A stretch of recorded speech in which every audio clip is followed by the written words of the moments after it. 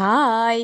இப்போ இது என்ன வீடியோ நீங்கள் பார்த்துட்ருக்கீங்கன்னா, ஆரத்தி கூட வந்து ஜோடிச்சிட்ருக்கோம். மாதா தேர் பவனி வந்து எங்கள் வீட்டு வெளியே பின்னாடி போவோம், வயல் வெளியே. இப்போ அந்த இடத்துலலாம் க்ளீன் பண்ணியாச்சு, சுத்தம் பண்ணியாச்சு. ஏன்னா மக்கள் நிறைய வருவாங்க, அதனால் சுத்தம் பண்ணிவிட்டு அவங்கவுங்க வீட்டுக்கு நேரம் கோலம்லாம் போட்டு ரெடி பண்ணி வச்சுருப்பாங்க. நாங்களும் கோலம்லாம் போட்டு வச்சுருக்கோம். அதுக்கப்புறம் நைட்டு வந்து மாதா தேர் பவனி வரும்போது அவங்கவுங்க வீட்டுக்குனே நிறுத்துவாங்க. அப்போ எல்லாருமே ஆரத்தி எடுப்பாங்க. அதுக்கு தான் நாங்கள் வந்து அந்த குடத்த வந்து ஜோடிச்சிட்ருக்கோம். இங்கே வந்து எங்கள் ஊர் சைடு வந்து ஆரத்தி ஜோடிக்கணும்னு சொன்னாலே டிஃபால்ட்டாக அந்த கலர் பொடி அதெல்லாம் விற்கும். இது சென்னையில் கேட்டு பார்த்தா அது மாதிரிலாம் கிடைக்குதில்ல. இங்கே வந்து வாங்கி அந்த மைதா மாவை வந்து சப்பாத்தி பதத்துக்கு ரெடி பண்ணி நமக்கு வேணுங்கிற டிசைன் போட்டு அதில் அந்த கலர் பொடியில் அரிசி மிக்ஸ் பண்ணி அந்த டிசைன் போட்டு வச்சுருக்கோம். அதுக்கப்புறம் நைட்டு வரும்போது அந்த விளக்கில் எண்ணெய் ஊற்றி திரி போட்டு ஆரத்தி எடுப்போம்.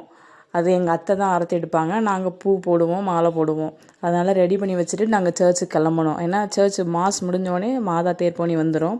அப்போ வந்து நாங்கள் அதை வந்து விளக்கு மட்டும் பற்ற வச்சு ஆரத்தி எடுக்கிறது தான். தேங்க்யூ.